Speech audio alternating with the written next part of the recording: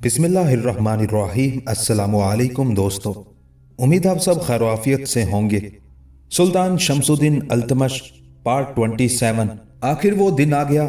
दोनों तरफ की फौजों में अलस सुबह ही बगल बजने लगे। वो एक तरह की खलबली थी जो पूरे माहौल में वाज़े तौर पर देखी जा सकती थी। अभी अंधेरा पूरी तरह ना छटा था कि फसीले शहर पर लोगों के ठट लग गए। चीखों पुकार और नारे तलुए आफ्ताब के साथ ही शुरू हो गए। दूर दराज से आए मुसलमान बाएं तरफ के खाली मैदान में खड़े तकबीर के नारे बुलंद कर रहे थे। आज दिन चढ़े गुज़िश्ता 9 माह में पहली मर्तबा शहर का दरवाजा खुलने वाला था। हर तरफ सनसनी का आलम था। अशोक को 1000 कोशिशों के बावजूद 10 मुसलमान जंगबाजों में शामिल होने का मौका न मिल सका था। हालांकि उसने महीना भर होने वाली इंतखाबी मशकों में अपनी अहलियत साबित कर दिखाई थी, लेकिन एक हिंदू होने की वजह से मुसलमान उलमा ने उसकी मुखालफत की और वो बेहतरीन जंगबाजों में शामिल ना हो सका। नईम तो अभी बहुत कम तजर्बा रखता था। सुल्तान ने किसी भी खतरे के पेश नजर अपनी फौज को मुस्तैद रहने का हुक्म दिया था और इस तरह राजा मंगल देव ने भी किसी भी तरह के धोखे से बचने के लिए अपनी सारी तवज्जो मुसलमान फौज पर मरकूज कर रखी थी। अब किसी भी वक्त ग्वालियर शहर का सदर दरवाजा खुलने वाला था। लश्कर सुल्तानी में हर एक के चेहरे पर जोशो जज्बा ठाठे मारता दिखाई देता था। मुबारजत के लिए सदर दरवाजे के ऐन सामने वो वसी मैदान चुना गया था जिसकी दूसरी तरफ शाही खेमे थे।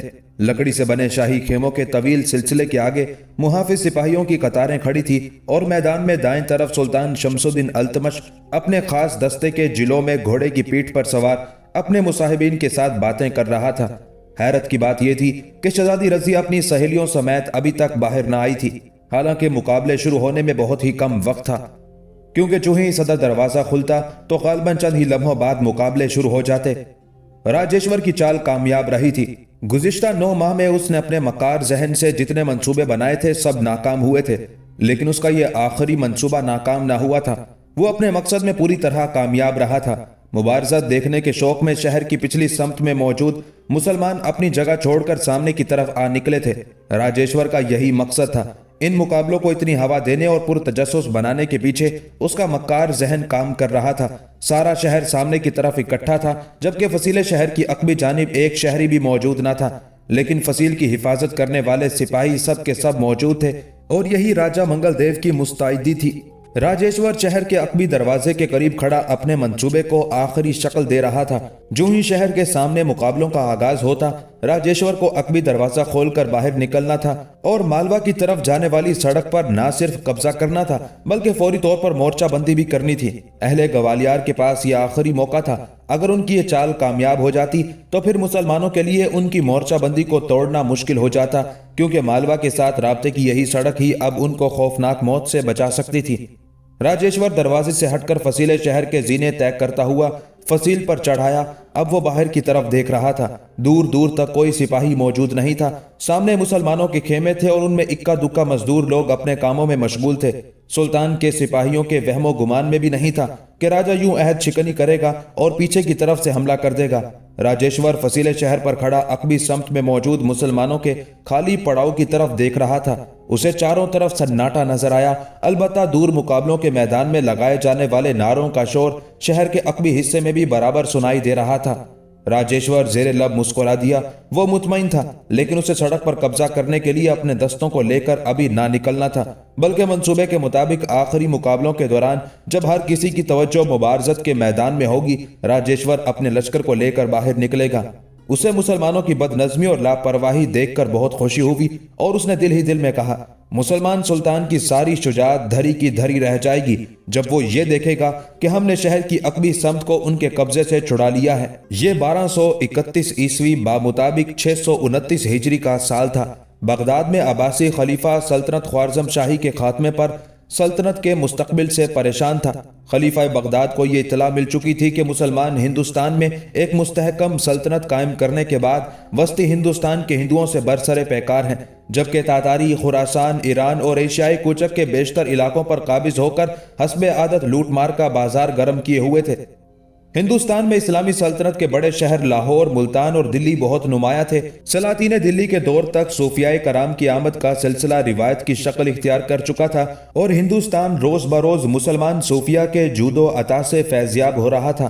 سلطان شمس الدین التمش کی عمر تو اتنی زیادہ نہیں تھی، لیکن سلطنت کی ذمہ داریوں نے اسے ایک بوڑھا بادشاہ بنا دیا تھا۔ البتہ جسامت، تنوتوش اور جنگی جذبے کو دیکھتے ہوئے کوئی یہ نہ کہہ سکتا تھا کہ سلطان بوڑھا ہو چکا ہے۔ بالآخر میدان مبارزت سج گیا۔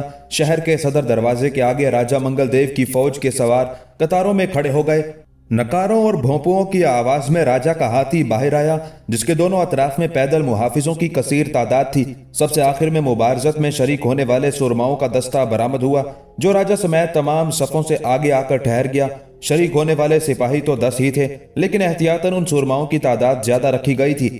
کچھ ہی دیر میں دونوں طرف کے نقیب گلا پھاڑ پھاڑ کر اپنے سرماؤں کے ناموں کے اعلان کرنے لگے۔ جس سرما کا نام پکارا جاتا وہ سب سے الگ ہو کر 2 قدم باہر نکل آتا اور اپنے گھوڑے کی پشت پر سوار اپنی شمشیر لہراتا چاروں طرف کے تماشائیوں سے داد و تحسین وصول کرنے لگتا۔ مسلمانوں کی صف سے جنگ باز نمودار ہوتا تو مسلمانوں کے مجمع میں شور مچ جاتا، اور ہندوؤں کی طرف سے کوئی سورما باہر آتا تو گوالیار کی فصیلوں پر شور و گوگا بلند ہو جاتا۔ جب دونوں طرف کے جنگ باز سب سے الگ ہو کر میدان میں نکل آئے تو باقاعدہ مقابلے کا آغاز ہوا۔ سب سے پہلے دونوں طرف سے ایک ایک سپاہی میدان کے وسط میں ایک دوسرے کے نزدیک آیا اور اپنے گھوڑوں کی باگیں کھینچ کر ایک دوسرے کے سامنے سینہ سپر ہو گیا۔ دونوں گھوڑے اچانک باگیں کھینچنے کی وجہ سے بری طرح ہنہنائے اور انہوں نے اپنی اگلی ٹانگیں اوپر اٹھا لی، گویا الف ہو گئے۔ تماشائیوں کی سانسیں رک گئی۔ اب دونوں جنگ باز ایک دوسرے کو گھور رہے تھے۔ ہندو سورما قد و قامت میں مسلمان جنگ باز سے زیادہ تھا اور اس کی بڑی بڑی مونچھیں کانوں کی لوؤں تک پھیلی ہوئی تھی۔ یکایک فضا میں ٹنگ کی آواز گونجی، لوہے سے لوہا ٹکرا چکا تھا۔ دونوں گھڑ سوار بجلی کی طرح پہلو بدلتے اور ایک دوسرے پر وار کرتے یا سہتے رہے۔ بظاہر دونوں برابر کے شمشیر زن دکھائی دیتے تھے۔ تماشائیوں میں ہندوؤں کی وہ یودھا جو مبارزت میں شریک ہونے کے لیے آئے تھے اپنے ساتھی کو بڑھاوا دینے کے لیے خوب چیخ رہے تھے، لیکن ان میں ایک دیو ہیکل راجپوت قسم کا لمبا تڑانگا نوجوان خاموشی سے کھڑا ہونے والے مقابلے کو دیکھ رہا تھا۔ یہ سردار بھیم پال تھا، وسط ہندوستان کا سب سے مہان یودھا۔ اس کا غیر معمولی طور پر لمبا قد اور چوڑا چکلا سینہ دیکھ کر ہی دل دہل جاتا تھا۔ اس پر مستزاد اس کے کندھوں اور بازوؤں کے عضلات تھے جو تن کر لوہے کی طرح سخت ہو جاتے اور وہ ایک مضبوط چٹان بن جاتا۔ یہی وہ سورما تھا جس کے بل پر راجہ منگل دیو نے سلطان کو چنوتی دی تھی۔ سردار بھیم پال کے چہرے پر سنجیدگی طاری تھی۔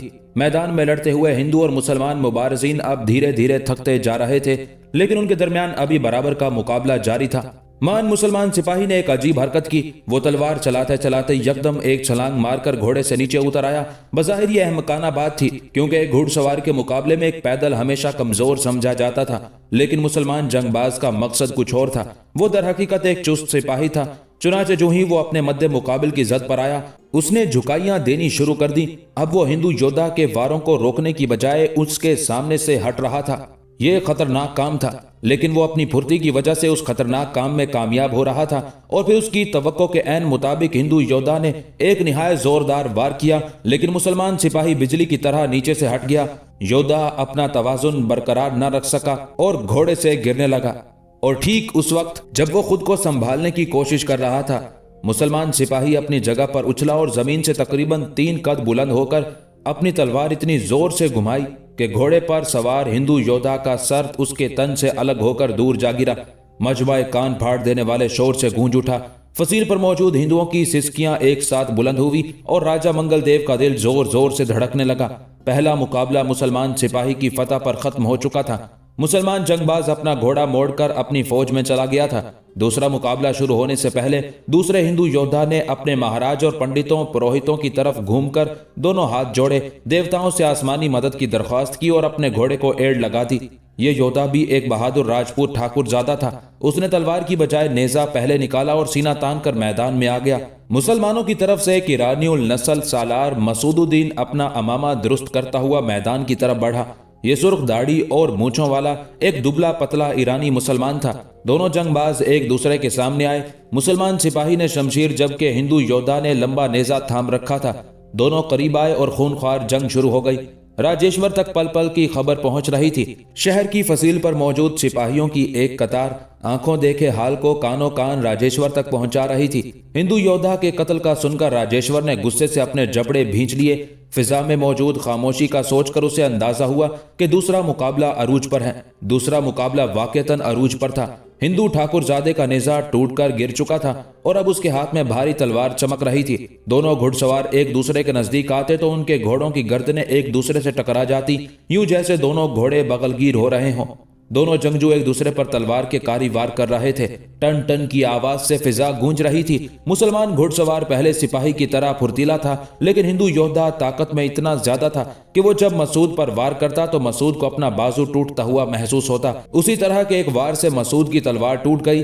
फसीले शहर पर जोरदार नारा बुलंद हुआ। महाराज के चेहरे पर पहली बार मुस्कुराहट नजर आई, लेकिन हिंदू ये ना जानते थे कि शमसी फौज के सारे सिपाही अपने साथ दो तलवारें रखने के आदी थे। जो ही मसूद की तलवार टूटी, उसने एक लम्हे की देर किए बगैर दूसरी तलवार खींच ली। लेकिन मसूद दिल ही दिल में ये सोच रहा था कि अगर दूसरी तलवार भी ताकतवर मुकाबिल के कारी वार से टूट गई तो फिर क्या होगा। और अभी वो ये सोच ही रहा था कि उसकी दूसरी तलवार भी टन की एक आवाज के साथ दो टुकड़े हो गई। फसीले शहर पर एक और जोरदार नारा बुलंद हुआ। अब फौरी तौर पर मसूद खाली हाथ था। इसी असना में हिंदू ठाकुरजादे का एक कारी वार मसूद पर पड़ा। मसूद ने अपने घोड़े की रिकाबों से पहले ही अपने पैर बाहर निकाल रखे थे। जो ही उस पर ऐसा वार पड़ा जिससे बचना आसान नहीं था, तो उसने घोड़े की पुश्त पर उल्टी कलाबाजी खाई और जमीन पर जा गिरा। लेकिन अहले नजारा के लिए अगला मंजर बहुत ही दिलदोज था। मसूद तो हट गया, लेकिन ठाकुरजादे की भारी तलवार पूरी कुव्वत से घोड़े की पुश्त के ऐन दरमियान में पड़ी और अरबी नस्ल का मुश्की घोड़ा हिनहिनाता इतराता खड़े खड़े दो टुकड़ों में तकसीम हो गया। मुसलमान तो मुसलमान, हिंदू तमाशाइयों के हलक से भी ये मंजर देखकर एक दिलदोज चीख निकल गई। दोनों फरीकैन एक जानवर के मरने पर जिस कदर गमजदा हुए थे, अपने जैसे इंसानों के मरने पर उतने ही खुश होते थे। ये अजब तरफा तमाशा था। अब मसूद खाली हाथ मैदान में खड़ा खुद को ठाकुरजादे के वारों से बचाने की कोशिश कर रहा था। उसके लिबास में एक लंबा खंजर छुपा था, लेकिन ठाकुरजादे के वार उसे इतनी मोहलत ही ना दे रहे थे कि वो अपना खंजर निकाल पाता, और फिर बहुत ही झुकाइयां देने के बावजूद वो हिंदू ठाकुरजादे के वारों से बच ना सका। लेकिन ठाकुरजादा अपने हवास में कहाँ था। बिलाखिर उसके वारों ने दुबले पतले मसूद को जख्मों से चूर चूर कर दिया, यहाँ तक कि मसूद निढाल होकर औंधे मुंह जमीन पर गिर पड़ा। शहर की फसील पर हिंदू तमाशाइयों ने खुशी से पगड़ियां उछालनी शुरू कर दी, जबकि तमाम मुसलमान सिपाहियों को जैसे सांप सूंघ गया। हिंदू ठाकुरजादा अपनी फतह पर इतराता हुआ अपने घोड़े से नीचे उतर आया और अब वो आहिस्ता आहिस्ता औंधे मुंह लेटे मसूद की तरफ बढ़ रहा था। मसूद के मुंह के करीब पहुंचकर हिंदू ठाकुरजादे ने अपने पैर की ठोकर से मसूद के मुंह को पलटना चाहा, लेकिन ठीक उसी लम्हे मसूद का दायां हाथ हरकत में आया और उसने हिंदू ठाकुरजादे को टखने से पकड़कर जोरदार झटके के साथ खींचा। मगरूर ठाकुरजादा जमीन पर आ रहा, तलवार उसके हाथ से छूटकर दूर जा गिरी और अब वो जमीन पर चारों खाने चित पड़ा था। मसूद जख्मों से निढाल था, लेकिन फिर भी वो तेजी के साथ अपना खंजर निकालने में ना सिर्फ कामयाब हो गया, बल्कि उसने आगे बढ़कर पूरी कुव्वत से अपना खंजर ठाकुरजादे के पेट में घुसेड़ दिया। लेकिन उससे ज्यादा हिम्मत मसूद में नहीं थी। उसका बहुत सा खून बह चुका था। हिंदू ठाकुरजादा पेट पर हाथ रखे एक बार तो उठ खड़ा हुआ, लेकिन उसकी अंतड़ियां कट चुकी थी। चुनाचे कुछ देर लड़खड़ाने के बाद वो भी औंधे मुंह गिर पड़ा और फिर दोनों जंगबाजों ने तकरीबन एक साथ इस दारे फानी से कूच किया। दूसरा मुकाबला बराबर रहा था। फसील पर मौजूद हिंदुओं की खुशी यकलख्त संजीदगी में बदल गई। दोनों तरफ के रजाकार आगे बढ़े और अपने अपने सिपाही की लाश को उठाकर वापस चले गए। लेकिन तीसरा मुकाबला शुरू होने से पहले सुल्तान के दो एलची मजमा सुल्तानी से निकलकर राजा मंगल देव की जानिब बढ़े। उनमें से एक के हाथ में सफेद परचम था, जिसका मतलब यह था कि वो हमला करने नहीं बल्कि बात करने आ रहे हैं। उन्होंने राजा के करीब पहुंचकर सुल्तान का जबानी पैगाम सुनाया। आपके जंगबाज ने मुआहदे की खिलाफ वर्जी की है। हमारे सिपाही के हथियार टूटने के बाद आपके सिपाही को लड़ाई रोक देनी चाहिए थी। अपने जंगबाजों से आइंदा के लिए एहतियात करने का कह दें। जूं जूं वक्त गुजरता जा रहा था, फिजा में मौजूद तनाव बढ़ता चला जा रहा था।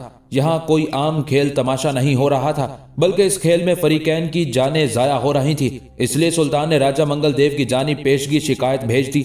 अब तीसरा मुकाबला शुरू हुआ। दोनों सालार आमने सामने हुए तो मुसलमान सिपाही ने हिंदू योद्धा को मुखातिब किया। नौजवान, ये तो तुम्हें यकीन होगा कि तुम यहाँ से जिंदा वापस नहीं जाओगे, लेकिन मैंने अपने बुजुर्गों से सुना है कि किसी इंसान के साथ जंग करने से पहले उसे इस्लाम की दावत देनी चाहिए। चुनाचे मैं अपने बड़ों का कहा पूरा करता हूँ और तुम्हें इंसाफ और सलामती के इस निज़ाम को कबूल करने की दावत देता हूँ। अगर तुम इस्लाम कबूल कर लो तो फिर तुम मेरे भाई हो, मैं तुम्हारे साथ जंग नहीं करूंगा। मुसलमान की बात सुनकर हिंदू योद्धा की कनपटियां तपतपा उठी। मजमा सांसें रोके लड़ाई शुरू होने का मंजर देख रहा था। हिंदू योद्धा ने कहा, मैंने सुना है कि मौत को सामने देखकर लोग हाफजा खो बैठते हैं और उल्टी सीधी बातें करने लगते हैं। शायद तुम्हारा भी यही हाल हो गया है, और अब बातों में मजीद वक्त जाया करके अपनी मौत को टालने की कोशिश मत करो। इतना कहते ही हिंदू योद्धा ने अपने घोड़े को एड़ लगाई और मुसलमान जंगबाज के साथ टकरा गया। एक तूफानी जंग शुरू हो गई। मुसलमान जंगबाज हिंदू योद्धा के हर वार को अपनी तलवार पर रोक रहा था। वार करने वाले के वारों में इतनी तेजी थी कि एक हरकत से दूसरी हरकत पलक झपकने की देर में बदल जाती। लेकिन हैरत का मकाम था कि मुसलमान जंगबाज उससे भी ज्यादा तेजी के साथ उसका हर वार रोक लेता। वो शायद योद्धा को थका रहा था। मैदान जंग के सबसे नजदीक खड़े जंगबाजों और योद्धाओं ने अपने अपने साथी को चीख चीख कर दाद देनी शुरू कर दी। मुसलमान जंगबाज वार रोकते रोकते और योद्धा वार करते करते एक ऐसे मकाम पर पहुंच गए जहां दोनों की तलवारें दस्तों के करीब से एक दूसरे के साथ टकरा कर रुक गई। अब तलवार पर तलवार का जोर पड़ रहा था। दोनों घोड़े एक दूसरे के साथ लगकर खड़े थे और दोनों तलवारें एक दूसरे से गले मिल रही थी, लेकिन दोनों इंसान एक दूसरे को परे धकेल रहे थे। ये जोर का मुकाबला था। दोनों तरफ के तमाशाइयों के मजमे में फलक शिगाफ नारे बुलंद होने लगे। ऐसा लगता था जैसे घड़ी की सुइयां किसी खास मकाम पर अटक गई हों। जोर लगाने की वजह से दोनों के चेहरे लाल पड़ गए। उनके बाजुओं के अजलात तनकर लकड़ी की तरह सख्त हो चुके थे और दोनों एक दूसरे को मुखालिफ समत में धक्का दे रहे थे। जोर के उस मुकाबले ने तूल पकड़ा तो ग्वालियर के गिरदो नवाह की पूरी फिजा जज्बाती नारों और चीखों पुकार से गूंज उठी। मान मुसलमान जंगबाज को महसूस हुआ कि अगर चंद लम्हे मजीद वो इसी तरह जोर लगाता रहा तो उसकी कनपटियां फट जाएंगी। लेकिन ठीक उसी वक्त हिंदू योद्धा का जोर टूटने लगा। जो ही जंगबाज को उस बात का एहसास हुआ, उसने अपनी सारी कुव्वतें मुज्तमा करके एक ताकतवर झटके से योद्धा को धक्का दिया और जोर का मुकाबला जीत लिया। योद्धा तलवार समेत उल्टी तरफ गिरने लगा तो उसने खुद को बचाने के लिए अपनी सारी तवज्जो अपने जिस्म के तवाजुन पर मबजूल कर दी। उस लम्हे से फायदा उठाते हुए मुसलमान जंगबाज ने वार किया। उसकी तलवार नीम दायरे में घूमी और हिंदू योद्धा को दरमियान से काटती हुई चली गई। अब उसकी दोनों टांगे और कुल्हा तो घोड़े पर थे, लेकिन बाकी सारा धड़ जमीन पर पड़ा बुरी तरह तड़प रहा था। नईम और अशोक शमसुद्दीन अल्तमश की फौज में बाकी सिपाहियों के हमरा खड़े उस दिल दहला देने वाली मुबारजत को देख रहे थे। अशोक की आंखों में तो दिलचस्पी और शौक दिखाई देता था, लेकिन नईम गमज़दा था। उसने एक साधु के साथ तरबियत पाई थी। वो इंसान को कत्ल होता हुआ देखकर ही दिल में अफसुर्दा हो रहा था। अशोक ने नईम की हालत देखी तो हंसते हुए कहा, क्यों, क्या हुआ? ऐ मेरे मुसलमान भाई, तुम्हारे मजहब में तो जंगो जिदाल जायज है, फिर तुम हिंदुओं को कत्ल होता हुआ देखकर खुश क्यों नहीं हो रहे? नईम ने अशोक का तंज पूरी तरह महसूस किया, लेकिन उसने मुंह से कुछ ना कहा, बल्कि मुंह बिसोरते हुए बात बदलने की कोशिश की। नहीं, ये वजह नहीं, दरअसल मैं एक और वजह से परेशान हूं। तुम देख रहे हो शाही खेमों के सामने खड़े तमाशाइयों की तरफ शहजादी रजिया और उनकी सहेलियां कहीं भी दिखाई नहीं देती। यही सोचकर मैं परेशान हूं कि आखिर वो बहादुर खवातीन कहाँ हैं। नईम की बात पर अशोक ने भी तमाशाइयों की कतारों में अपनी मुतलाशी निगाहें दौड़ाई। सचमुच शहजादी रजिया और उसकी सहेलियां कहीं ना दिखाई देती थी। हालांकि सिपाही लड़कियों का पूरा एक दस्ता था, लेकिन हैरत की बात थी कि आज वो उस अजीम मौके पर गायब थी। अशोक ने किसी ख्याल के तहत सुल्तान की तरफ निगाहें दौड़ाई। सुल्तान अपने दस्ते के दरमियान मौजूद था और बाकी तमाम हालात मामूल के मुताबिक थे। अशोक भी किसी गहरी सोच में पड़ गया। उसी असना में अशोक की नजर एक शख्स पर पड़ी कि अशोक अपनी जगह पर बुरी तरह से उछला।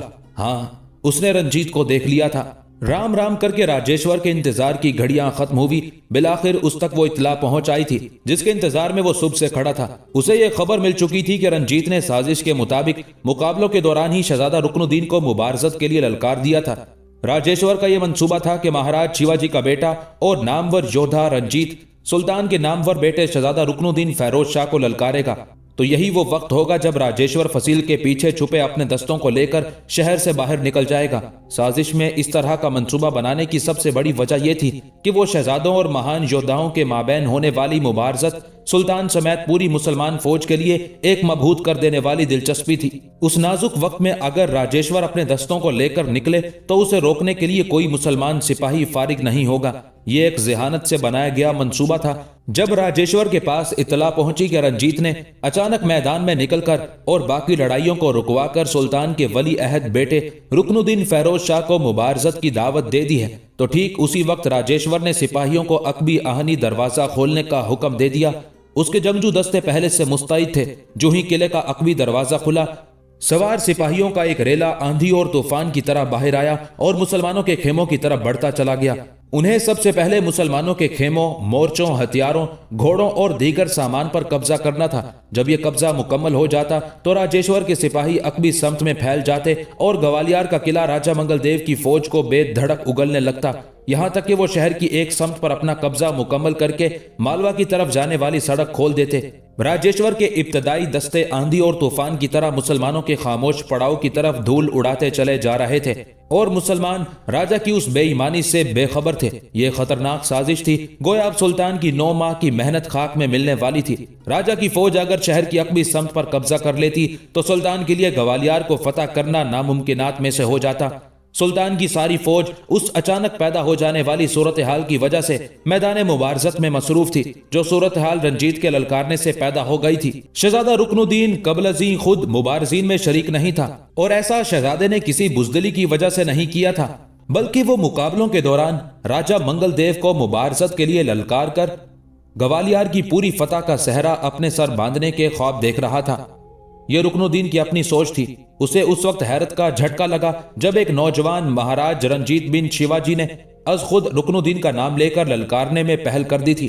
शहजादा उस इत्तेफाक पर बुरी तरह बौखला कर रह गया। वो तो ये सोच रहा था कि वो 5 मुकाबलों के बाद आगे बढ़कर बाकी मुकाबले रोक देने का मुतालबा करेगा और बराह रास्त राजा मंगल देव को मुबारजत के लिए ललकारेगा। यह कायदा तो पहले रोज तय कर लिया गया था कि जब एक तरफ का कोई मुबारिज दूसरी तरफ से किसी को ललकारेगा तो उसकी ललकार का जवाब दिया जाएगा या शिकस्त कबूल की जाएगी। यही वजह थी कि रुकनुद्दीन उस मुकाबले से इनकार न कर सका। सुल्तान ने शहजादे को अपने पास बुलाया और बड़े प्यार से हिम्मत बंधाते हुए कहा, रुकनुद्दीन, ये नौजवान तुम्हारे सामने नहीं ठहर सकेगा। तुम बहादुर भी हो और तजर्बेकार भी। इसे अपनी खुशकिस्मती समझो कि तुम्हें महाराज ने दावत मुबारजत दी। इसकी शिकस्त पूरी हिंदू कौम की शिकस्त है। रुकनुद्दीन पहले ही फैसला कर चुका था कि वो रंजीत के साथ लड़ेगा।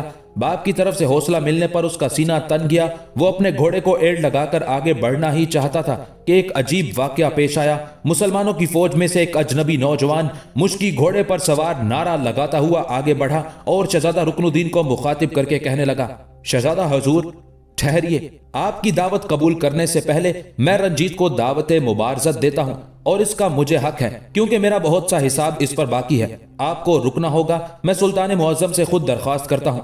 यह अशोक था जो अब कई माह से इस्लामी फौज के उस हिस्से का सिपाही था जो हिंदुओं पर मुश्तमिल था। सलातीन दिल्ली के लश्कर में हमेशा हिंदू दस्ते होते थे। उनके इंसानी हकूक को मुसलमान फौजियों ने कभी पामाल न किया था, बल्कि बाज हवालों से उनके हकूक बढ़ जाते थे। खसूसन माले गनीमत में मुसलमानों की तरह बराबर के शरीक होने के बावजूद वो हर महीने तनख्वाह लेते थे, जबकि मुसलमान फौज का सिर्फ वो हिस्सा तनख्वाहदार था जो हमा वक्त मुसल्ला रहता था। जंग के दिनों में बुलाई जाने वाली फौज का एक बड़ा हिस्सा अमन के दिनों में तनख्वाह नहीं लेता था। अशोक इस्लामी तालीमात से तो बहुत मुतासिर हुआ था, लेकिन मुसलमानों को देखकर बाज शकूक व शुबहात उसके जहन में सवाल बनकर उठते थे। कभी कभी तो नईम के साथ उसकी बहस हो जाती। दरअसल जब तक उसकी पूरी तसल्ली ना हो जाती वो इस्लाम कबूल करने वाला नहीं था। अशोक ने रंजीत को देखा तो उसके तन बदन में बिजली की लहर दौड़ गई। उसने आने वाहिद में फैसला किया कि वो रंजीत से मुबारजत खेलेगा और अभी खेलेगा। अपने इंतकाम की आग को ठंडा करने का यही एक तरीका था। उसने नईम को सिर्फ इतना बताया, रघु, माता पिता और हमारी नन्ही बहनों के कत्ल का बदला लेने का वक्त आ गया है। और उसके साथ ही उसने अपने घोड़े को एड़ लगाकर आगे बढ़ा दिया था। उसने शहजादा रुकनुद्दीन के साथ साफ साफ बात की तो शहजादे के माथे पर बल पड़ गए। वो गुमगुम का शिकार हो गया कि उस मौके पर क्या करे। दिल से तो वो भी नहीं चाहता था कि वो रंजीत के साथ लड़े। वो तो राजा मंगल देव को ललकारना चाहता था। उस गुमगुम के आलम में उसने सुल्तान की तरफ देखा। सुल्तान ने सर के इशारे से अशोक को अपने पास बुलाया और उससे सवाल किया, अब कहो क्या कहना है तुम्हें। यूं लगता था जैसे सुल्तान गुज़िश्ता 5 माह में अशोक का चेहरा शनास हो चुका था। चुनाचे सुल्तान ने यह ना पूछा कि तुम कौन हो, बल्कि यह दरियाफ्त किया कि तुम क्या चाहते हो। अशोक ने निहायत अदब से जवाब दिया, सुल्तान मुअज्जम, मेरा मुकदमा यह है, ये नौजवान जो शहजादा रुकनुद्दीन को ललकार रहा है मेरा मुजरिम है। इसने मेरी 2 नन्ही बहनों और मेरे माता पिता को सरेआम सूली पर लटकाकर अपने हाथों से हलाक किया है। यह देव महाकाल के महापुरोहित महाराज शिवाजी का इकलौता बेटा रंजीत है। आज अगर ये मेरा हिसाब किताब चुकाए बगैर शहजादा रुकनुद्दीन के हाथों कत्ल हो गया तो मेरा हिसाब कौन चुकाएगा। सुल्तान निहायत हमदर्दी और तवज्जो से अशोक की बात सुन रहा था। उसने अपनी फहीम आंखों को अशोक पर टिकाते हुए कहा, लेकिन मुबारजत के कवायद इस बात की इजाजत नहीं देते कि दुश्मन ललकारे किसी को और लड़ने के लिए कोई और आगे बढ़े। इस तरह तो ये हो जाएगा कि दुश्मन मुझे ललकारेगा और मेरी पूरी फौज मुबारजत के लिए तैयार हो जाएगी। इसका एक ही रास्ता है, तुम खुद जाकर उससे बात करो। अगर तुम अपने दुश्मन की गैरत को ललकारो तो वो तुम्हें मरने मारने पर तैयार हो जाएगा। ऐसी सूरत में तुम अपना बदला ले सकोगे। मेरा कहने का मतलब यह है कि वो तुम्हारे साथ खुद मुबारजत करने को तैयार हो जाए तो फिर हमें कोई एतराज नहीं। अशोक ने सुल्तान की बात को अच्छी तरह से समझा और फिर सुल्तान से इजाजत लेकर वापस पलटा। शहजादा रुकनुद्दीन अभी तक मैदान जंग में खड़ा सुल्तान के जवाब का इंतजार कर रहा था। अशोक ने शहजादे के करीब आकर अर्ज की, शहजादा हजूर, सुल्तान मुअज्जम ने मुझे इतनी इजाजत दी है कि मैं अपने दुश्मन से बात कर लूं। अगर वो मेरे साथ लड़ने की दावत कबूल करता है तो फिर ये लड़ाई हम लड़ेंगे। शहजादे ने कोई जवाब न दिया, बल्कि सोचती हुई नजरों के साथ पहले अशोक और फिर रंजीत की तरफ देखा और फिर असबात में सर हिला दिया, गोया इजाजत दे रहा हो। अशोक शहजादे का शुक्रिया अदा करके मैदान मुबारजत की तरफ बढ़ गया। अब रंजीत भी अशोक को पहचान चुका था। दोनों एक दूसरे के सामने आए और सीना तान कर अपने घोड़ों की बागें खींचकर खड़े हो गए। राजा मंगल देव अपनी नशिस्त पर पहलू बदल रहा था। उसने अचानक अपने एक सिपाही को हाथ के इशारे से बुलाया और फिर उसे मुसलमानों के सुल्तान के पास भेजने के लिए अपनी शिकायत का मजमून समझाने लगा। रंजीत और अशोक आमने सामने थे। मान रंजीत ने एक ऐसी बात कही जिसे सुनकर अशोक को हैरत का झटका लगा। रंजीत ने कहा था, ऐ घटिया अछूत, मैंने तेरे खानदान को सूली पर लटका दिया लेकिन तू बच निकला। तूने देव महाकाल के मुकद्दस मंदिर को नापाक किया है। मैं अपनी पवित्र तलवार को तुम्हारे गंदे खून से आलूदा नहीं करना चाहता। ऐ हिंदू मत के गद्दार, घटिया शूदर, मेरी नजरों के सामने से दूर हट जा और शहजादे को मेरे पास भेज कि मैं उसका सर उसके शरीर से जुदा कर दूं। मैंने शहजादे को ललकारा है, लिहाजा मैं उसी के साथ लड़ूंगा। तुम्हें तो वक्त आने पर बांध कर कुत्तों की तरह मारूंगा। ये मुबारजत कवायद के तहत लड़ी जा रही है, लिहाजा यहां से हट जा। अशोक को हैरत का झटका इसलिए लगा था कि रंजीत ने उसे अछूत कहकर पुकारा था। इसका मतलब तो यह था कि 5 माह पहले देव महाकाल के मंदिर में होने वाले वाकये की खबर ग्वालियर में मौजूद रंजीत तक पहुंच चुकी थी। जल्द ही अशोक की हैरत दूर हो गई और उसने रंजीत को जवाब दिया, भगवान का शुक्र है कि तुम्हें मेरी असलियत का पता चल गया है, वरना मुझे खुद बताना पड़ता और इसमें हमारा कीमती वक्त जाया हो जाता। और जहां तक मुझसे ना लड़ने की बात तुमने की है तो उसकी वजह मुबारजत के कवायद नहीं, तुम्हारा खौफ है। तुम जानते हो कि मैं तुम्हें जलील करके मारूंगा। तुम ये भी जानते हो कि हो सकता है तुम शहजादे के हाथों बच जाओ, लेकिन मेरे हाथों नहीं बच पाओगे क्योंकि मैं तुम्हारे खून का प्यासा हूं। अशोक ने इतना कहा और सुल्तान के हुक्म की खिलाफ वर्जी करते हुए रंजीत की मर्जी के बगैर उस पर हमला कर दिया। यह हमला रंजीत के लिए बिल्कुल गैर मुतवक्के था, क्योंकि वो तो यही सोच रहा था कि वो उस अछूत के साथ नहीं लड़ेगा, लेकिन अब तो अशोक के खौफनाक वारों से बचना उसकी मजबूरी थी। चुनाचे वो अशोक के मुकाबिल डट गया। ये मुकाबला फिल हकीकत बहुत संगीन था। पिंडाल में मौजूद सब हिंदू जानते थे कि लड़ने वाला महाराज शिवाजी का बेटा है। अलबत्ता अशोक को इस्लामी फौज की वर्दी में कोई ना पहचान सका ये कौन है। लोहे से लोहा टकराने की आवाज फिजा में बुलंद हुई तो तमाशाइयों की ऊपर की सांसें ऊपर और नीचे की सांसें नीचे रुक गई, क्योंकि रंजीत पर हमला करने वाला शख्स कुछ ऐसे गैज़ो गजब का मुजाहिरा कर रहा था जो आज तक ना किसी ने देखा और ना कोई देख सकता था। वो हर वार के साथ अपने घोड़े की पुश्त पर बुलंद हो जाता। वो अपने पैर रिकाबों में रखकर उन पर अपना दबाव डालते हुए घोड़े की रिकाबों में ही उठकर खड़ा हो जाता और किसी वहशी भेड़िए, चीते या शेर की तरह यूं बेधड़क अपना शमशीर वाला हाथ घुमाकर रंजीत पर वार करता कि हर देखने वाली आंख हैरत की शिद्दत से फटने लगती। रंजीत खुद दिल ही दिल में बेहद खौफजदा हो रहा था, क्योंकि वो किसी इंसान के इस तरह बेकायदा होकर लड़ने का सोच भी ना सकता था।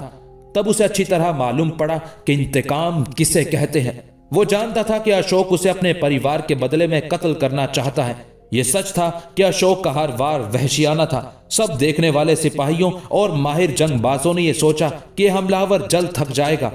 माहिर शमशीर चंद रंजीत ने भी यही सोचा था, लेकिन अशोक था कि थकने का नाम ही ना लेता था। दोनों तरफ के पूरे मजमे में सबसे ज्यादा काबिले दीद हालत नाइम की थी। नाइम, जिसने देव महाकाल से फरार होकर अपने परिवार की चिताएं मुकद्दस चबूतरे पर जलाई थी। नईम की आंखें आंसुओं से भरी हुई थी और वो जज्बात की शिद्दत से मगलूब होकर अशोक और रंजीत का मुकाबला देख रहा था।